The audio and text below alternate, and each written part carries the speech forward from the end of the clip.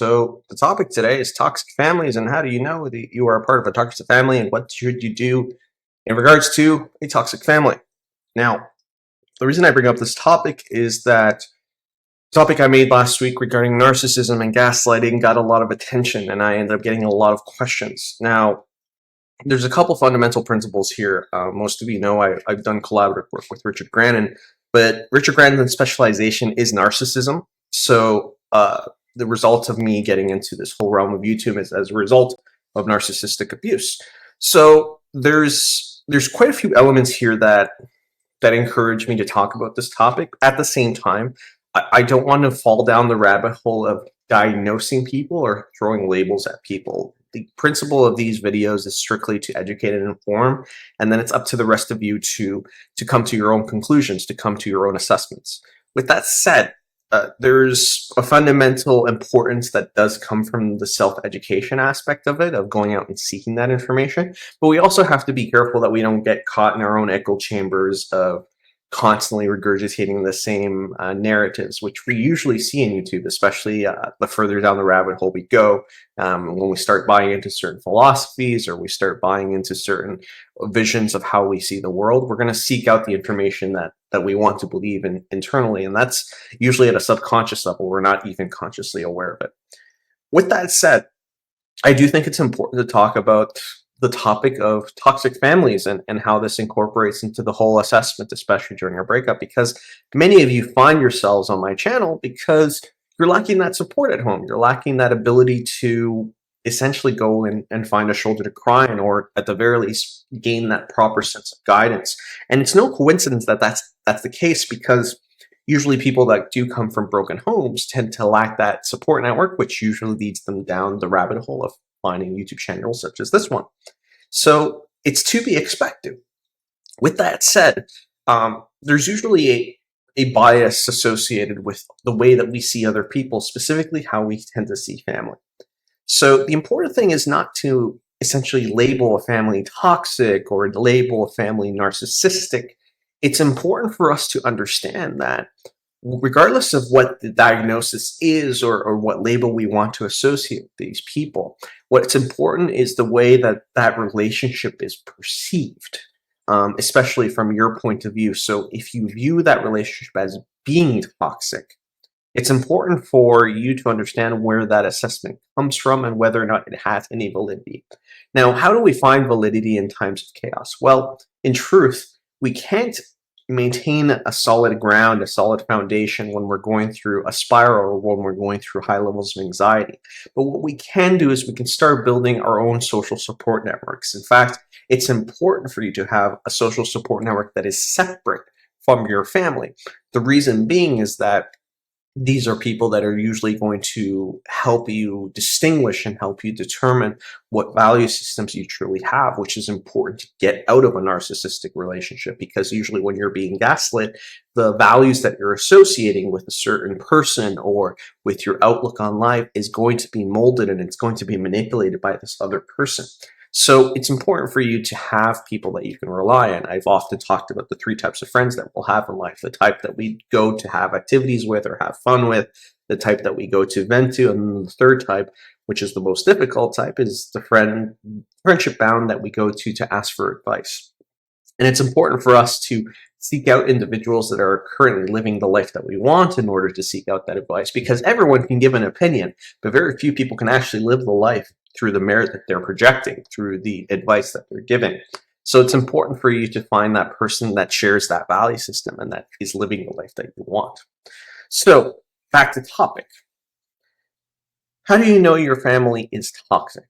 Well, there are certain things that we can look out for, particularly when it comes to the support system or the way that you inherently feel around that family member. Like I said, it's important for us to not label these individuals. It's important for us to not diagnose people not having proper distance from the problem and not having proper medical degrees. But it's also important for us to come up with a certain assessment, for us to come to certain conclusions. And part of those conclusions comes at the form of looking at what our relationship entails. Is this a relationship of love and support? Or is this a relationship of manipulation and smearing and essentially emotional instability. Is this a homebound that you can go to and expect a level of support, or is this a homebound where you go to every time and you usually leave worse off than how you entered?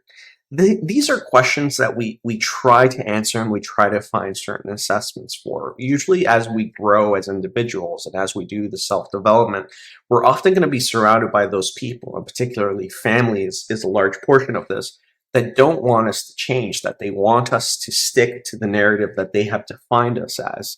One of the most famous interviews with Oprah Winfrey was her talking about how she had to lose friends and family when she was losing weight because there were people that wanted to keep her in the same position that she was. They didn't want her changing. They didn't want her growing.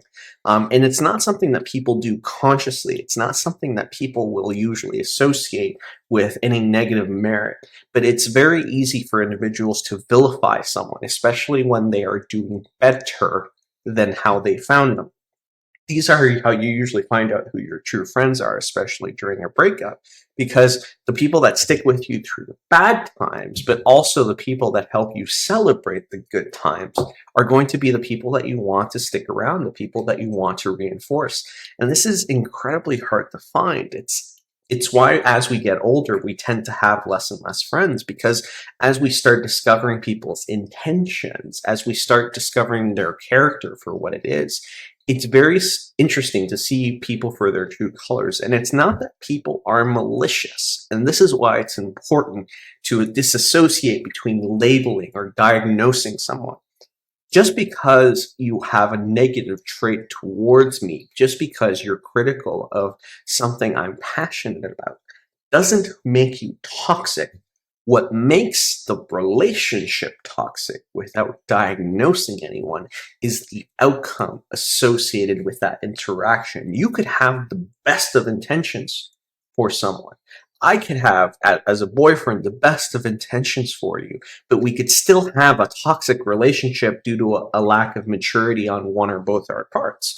It's not the intention that defines the relationship, it's the outcome. It's the outcome of the situation. It's the situational understanding. So if you're part of a family that doesn't offer that level of support, if you're part of a family that constantly likes to criticize, that constantly likes to project insecurity, then you're caught in a fold where you can't really go back to the support system, or you can't go to the system when you require that level of support. So then it becomes a question of, does this support system, the supposed support system, offer any merit, offer any benefit? And I'm not in the position to tell you one way or another. All I'm in a position to tell you is you need to sit down with yourself and determine, is this a positive contribution in my life? And it's important for us to come to this distinguishment when we're not emotionally compromised, because when we're emotionally compromised, we're not thinking rationally. We're not analyzing the situation for what it actually is. What should happen is we should be taking notes of when we are in times of stress, saying, this person didn't support me in this situation, or this situation.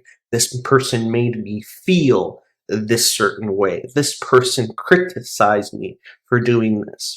And once you step out of that anxiety and you're out of that spiral and you can take a look at it with sober eyes, you can go back to those notes and say, did this person have a point, or are they being overly critical, or they're being malicious in the sense of stating they don't have my best intentions in mind. There's some ulterior motives here, regardless of whether they're consciously aware of it or not.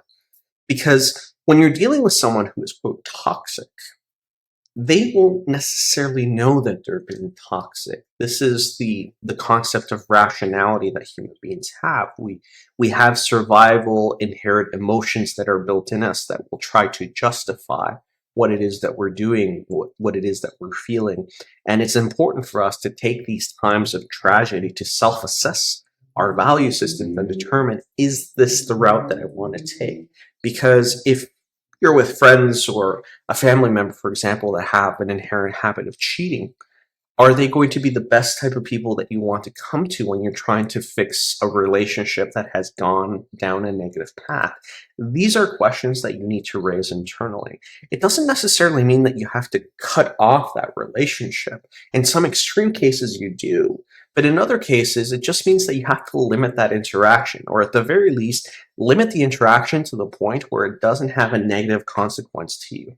I myself have chosen to cut off that communication because every time I've opened up that Pandora's box, it's always ended in a negative consequence for yours truly. So I've made that conscious choice to cut that permanently. But it doesn't mean that all of you fall under that same category, and it doesn't mean that all of you should follow that merit. It just means that I have my relative experience and I've come to my own conclusions. And those are conclusions that I often assess time and time again, because you can never be absolutely certain of what your emotions state. At the same time, you have to do what's best for you. And you have to do what's best for you under the guise that if you don't do what's best for you, no one else is going to. And that includes family, by the way. You have to be willing to make the appropriate compromises and sacrifices to do what's best for you in the long run. One of the hardest things of dealing with a toxic family is not essentially the cutoff. It's coming to that conclusion that this relationship doesn't offer me a benefit that I require to be a decent human being, the benefit that I require to have a proper support structure. And usually that's entailed with a bunch of depression, it's entailed with a bunch of resentment, but it's important for you to feel these emotions and to be surrounded by people that have gone through similar things so you can understand that it's not the end of the path, it's not the end of the world. We can build proper support systems, we can become better people, but in order to become better people, we first have to look in the mirror and say, this is what's wrong with me, this is what's wrong with my situation, and this is what I'm willing to do to address it. That's it for today. I hope you enjoyed this episode. If you did, I would ask that you hit the thumbs up icon below. For those of you that have